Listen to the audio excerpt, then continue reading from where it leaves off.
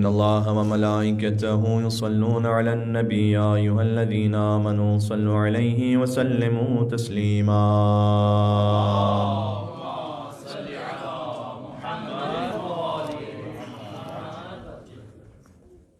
جیسے کہ گزشتہ ہفتے دعائے توسل میں ہم نے ہر معصوم علیہ السلام کی ایک حدیث آپ کی خدمت میں پیش کی تھی ہر توسل کے ساتھ، اور مومنین نے اس پر یہاں سے بھی اور بیرون ملک سے بھی کافی فیڈ بیک اس طرح سے پیش کیا کہ کوئی ایک حدیث کبھی کسی کی زندگی کے بڑے اہم اور مشکل معاملے کو حل کر دیتی ہے.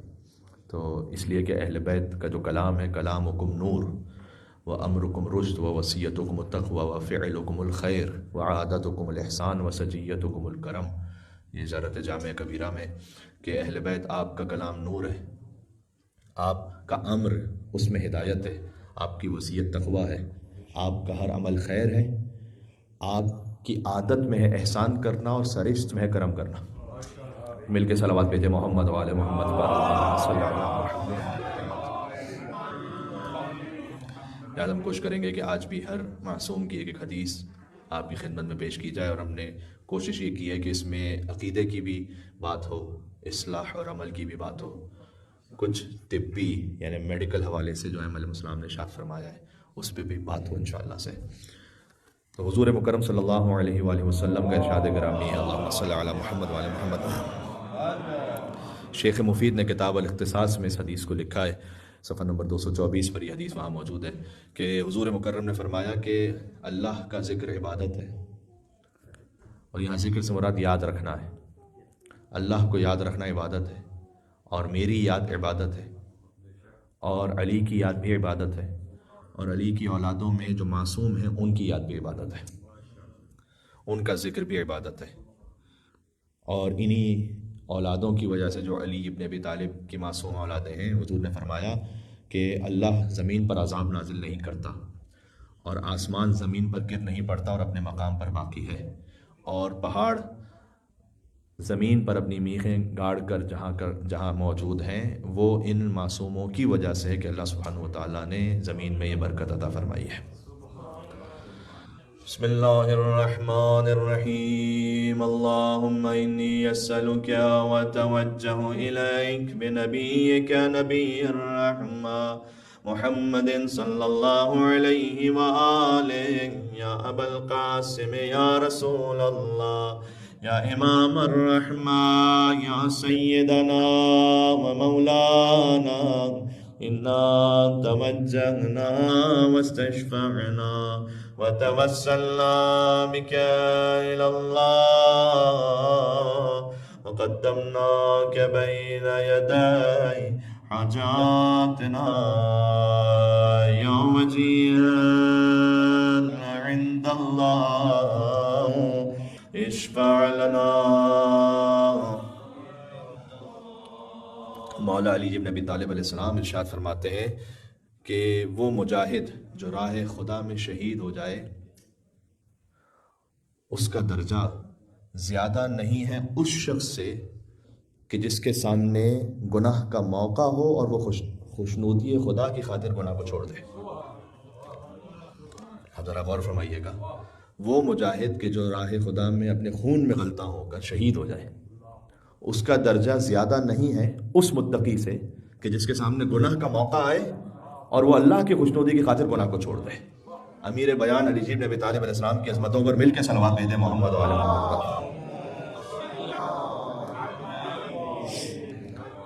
یا ابا الحسن یا امیر المومنین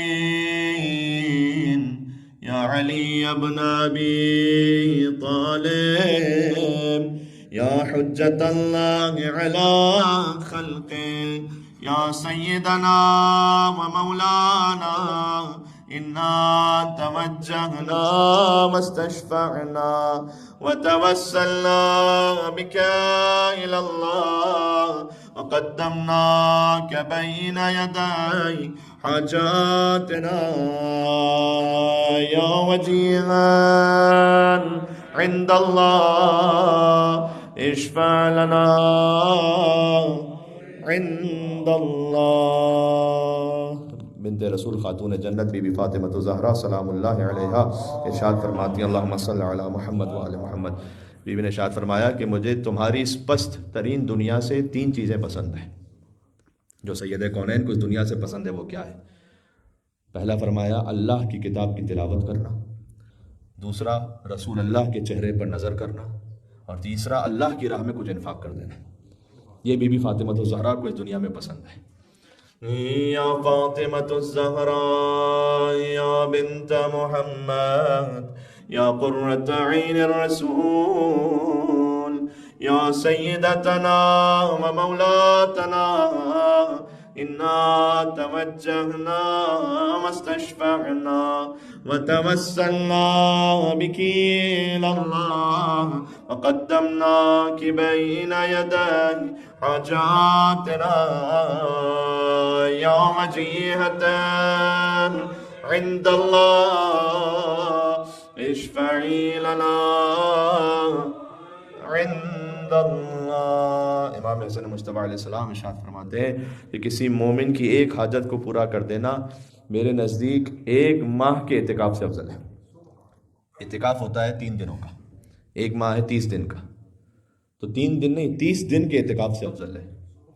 امام حسن علیہ السلام نے فرمایا کہ ایک مومن کی آپ حاجت کو پورا کریں، اسے کسی مشکل سے نکال لیں۔ سبحان اللہ۔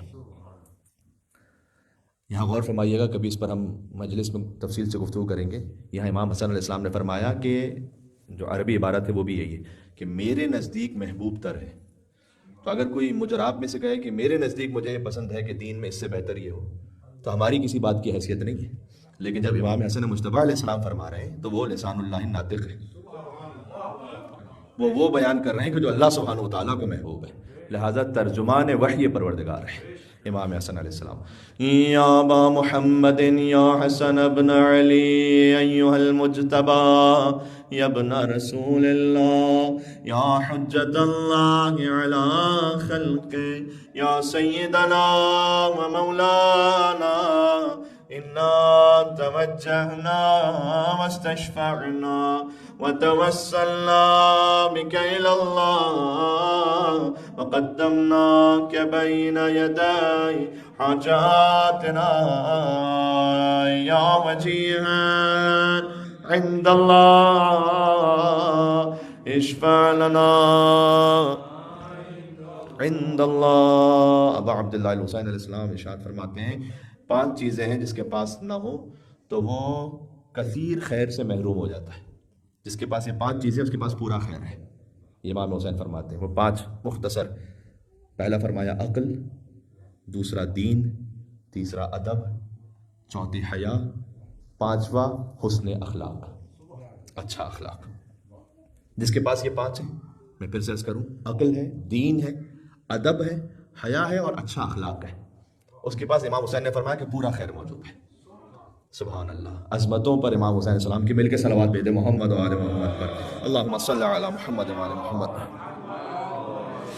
یا ابا عبداللہ یا حسین ابن علی ایہا الشہید یا ابن رسول اللہ یا حجت اللہ علی خلقہ یا سیدنا و مولانا انا توجہنا واستشفعنا وتوسلنا بك إلى الله وقدمناك بين يدي حاجاتنا يا وجيها عند الله اشفع لنا عند الله۔ امام زین العابدین سید الساجدین علیہ السلام ارشاد فرماتے ہیں، بہت لطیف حدیث ہے مولا کی۔ مولا نے فرمایا تمہارے شکم کا تم پر ایک حق ہے، ٹھیک ہے، اور وہ حق یہ ہے کہ تم اسے حرام سے پر نہ کرو، چاہے حرام کم ہو یا زیادہ ہو۔ پھر فرمایا ایک تو یہ کہ حرام سے پر نہ کرو، دوسرا جو حلال بھی مل جائے اس سے کھانے میں میانہ روی اختیار کرو، یعنی حلال بھی اس طرح سے نہ کھا لو کہ جو کچھ ہے وہ بس پورا شکم بھر لیا، حرام کم ہو یا زیادہ ہو چھوڑ دو، اور حلال میں میانہ روی اختیار کرو۔ یہ تمہارے شکم کا تم پر حق ہے جو اللہ تعالیٰ نے رکھا ہے۔ سبحان اللہ۔ یا ابا الحسن یا علی ابن الحسین یا زین العابدین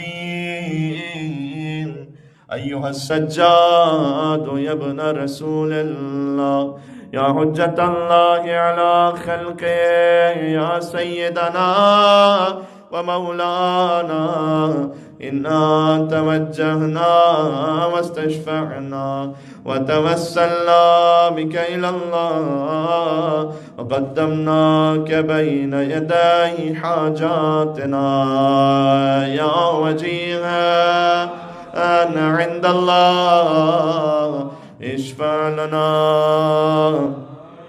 عند اللہ۔ امام محمد باقر علیہ السلام فرماتے ہیں ارشاد کہ کوئی شخص اپنے آپ کو اس وقت تک گناہ سے بچا ہی نہیں سکتا جب تک وہ اپنی زبان کو حرام سے نہ بچا لے۔ جو اپنی زبان کو حرام سے نہ بچائے وہ گناہ میں مبتلا ہو کر ہی رہے گا۔ سبحان اللہ۔ اب چونکہ فقط دعا ہے لہٰذا ہم تشریح میں نہیں جاتے، لیکن یہ ایک جملہ ہی کافی ہے امام علیہ السلام کا پوری زندگی کو بدل لینے کے لیے انسان کے۔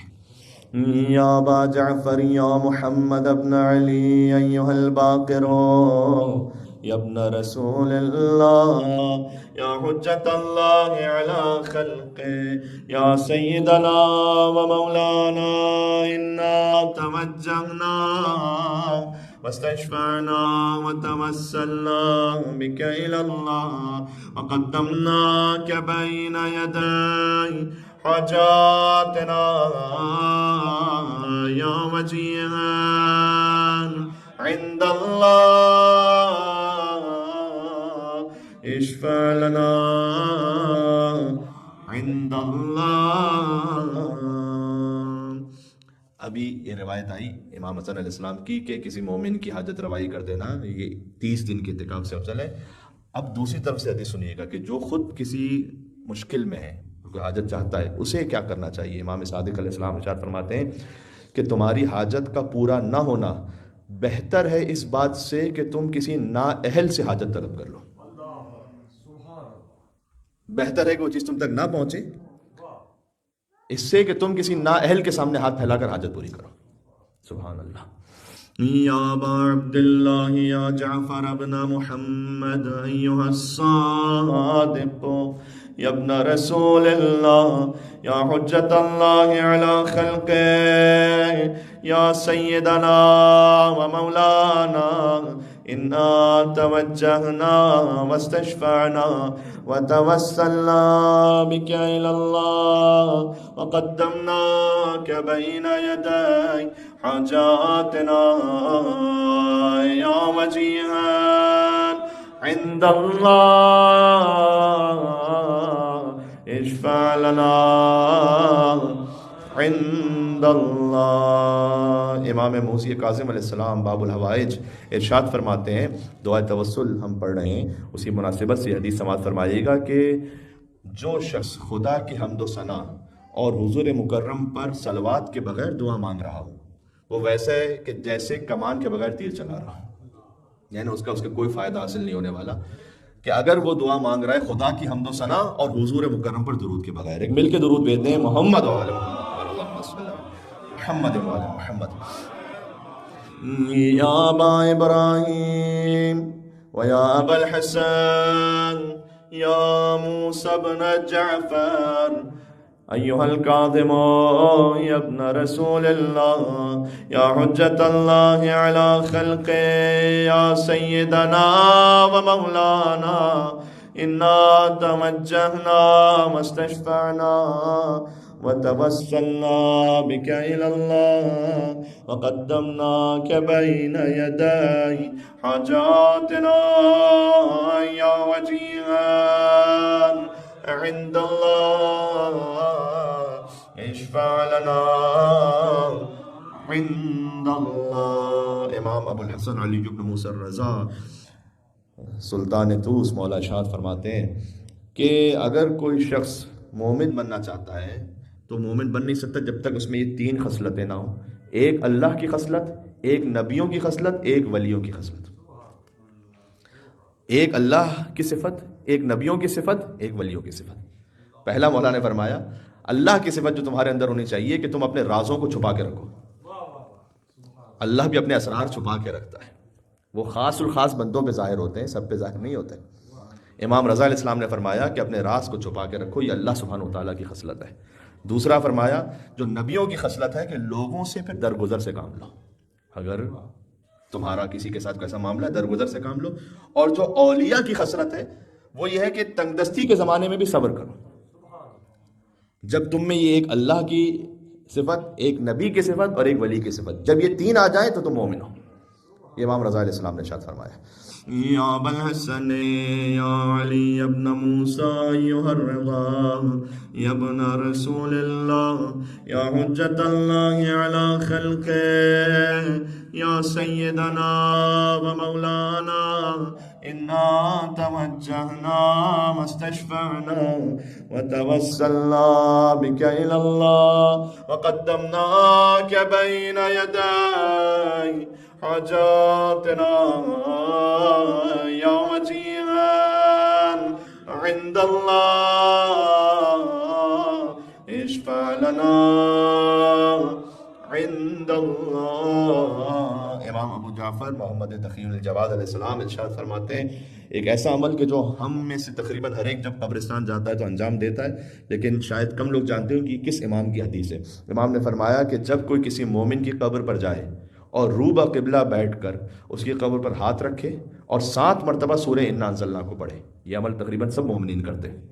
اس میں یہ خیال رکھیے تاکہ حدیث کے مطابق ہو جائے کہ روبہ قبلہ ہو، قبر پر ہاتھ رکھیں اور 7 مرتبہ سورہ انا انزلنا کی تلاوت جو کسی مومن کی قبر پر کرے، اللہ اسے صحرائے محشر کی سختیوں سے امان عطا کر دے گا اور محفوظ رکھے گا انشاءاللہ۔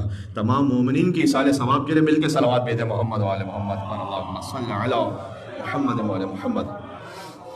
یا ابا جعفر یا محمد ابن علی ایھا التقی الجواد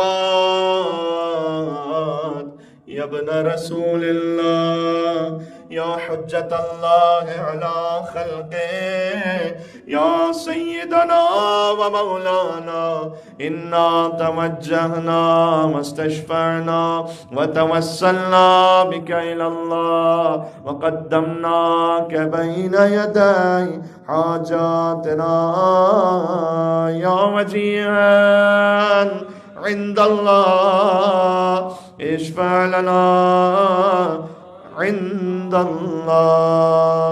امام علی النقی علیہ السلام ارشاد فرماتے ہیں، یہ غذا کے حوالے سے ایک حدیث ہے، اپنے خادمین سے امام اکثر کہتے تھے کہ ایگ پلانٹس جسے اردو میں بینگن کہتے ہیں وہ بنایا کرو، اور پھر امام آگے وجہ بتاتے تھے اس لیے کہ یہ گرمی میں گرمی کے مطابق تمہارے جسم پر اثر کرتا ہے، سردیوں میں سردی کے موسم کے مطابق تمہارے جسم کو راحت دیتا ہے، اور معتدل موسم میں اس موسم کے مطابق تمہارے جسم پر اچھا اثر کرتا ہے، لہٰذا ہر حال میں مفید ہے یہ ویجیٹیبل۔ امام علیہ السلام اپنے خادمین کو خاص تاکید کرتے تھے۔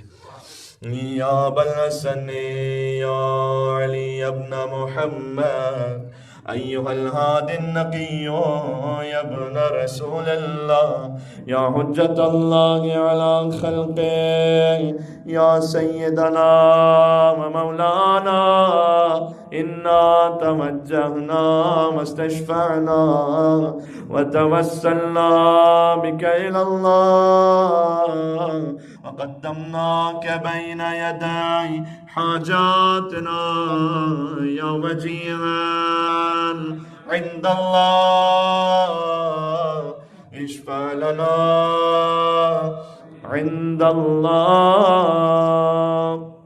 یہ بہت لطیف حدیث امام حسن عسکری علیہ السلام کی، فرمایا کہ پست انسان وہ ہے کہ جس کے 2 چہرے اور 2 زبانیں ہوں۔ اس کے بعد امام نے آگے فرمایا کہ اس کا مطلب کیا ہے، کس کے 2 چہرے اور 2 زبانیں ہوتی ہیں۔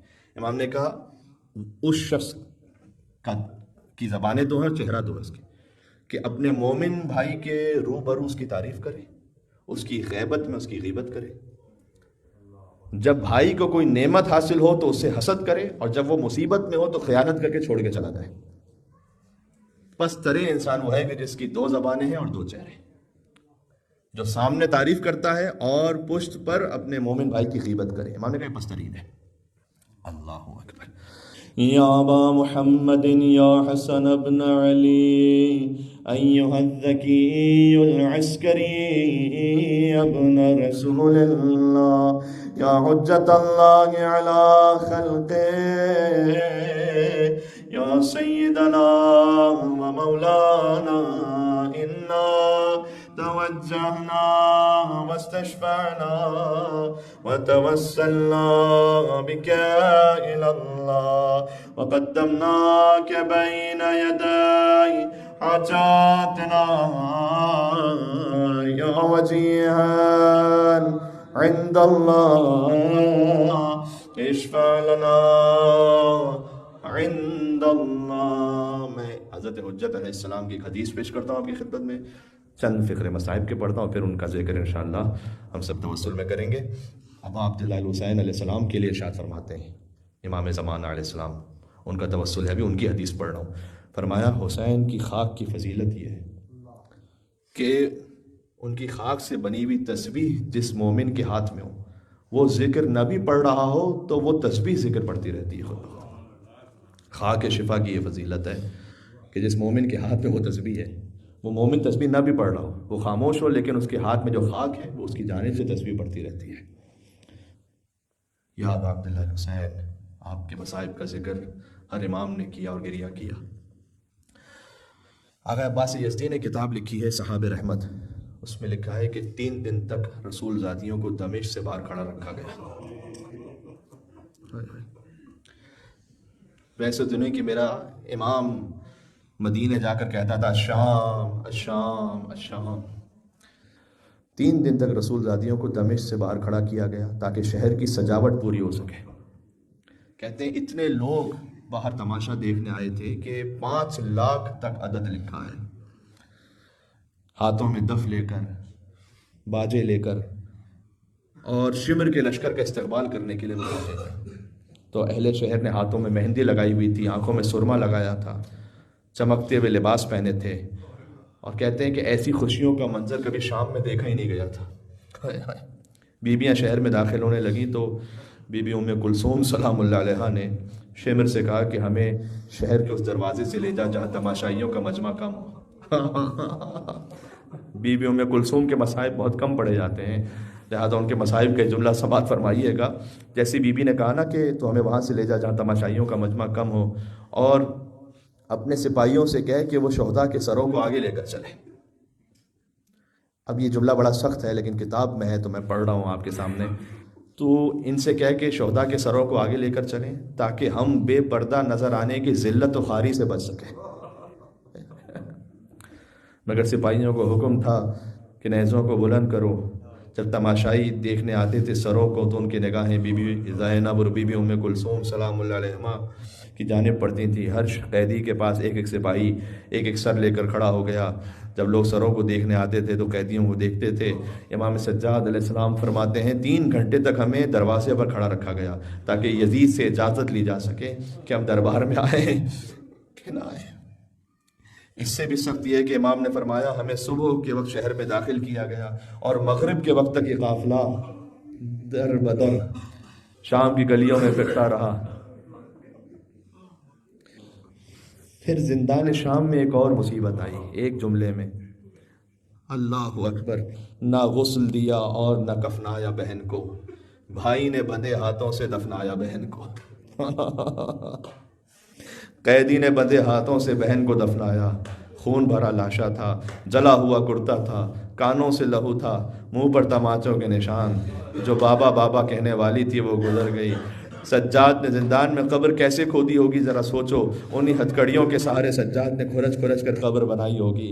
سکینہ تجھے بڑی تمنا تھی کہ ہم کب رہا ہو کے جائیں گے. اے میری بہن سکینہ، اب آپ کی تدفین بھی شام کے زندان میں ہوگی. اب اصغر حسین کے سینے پر قیامت تک کے لیے، اب سکینہ بی بی زینب کے شہر میں قیامت.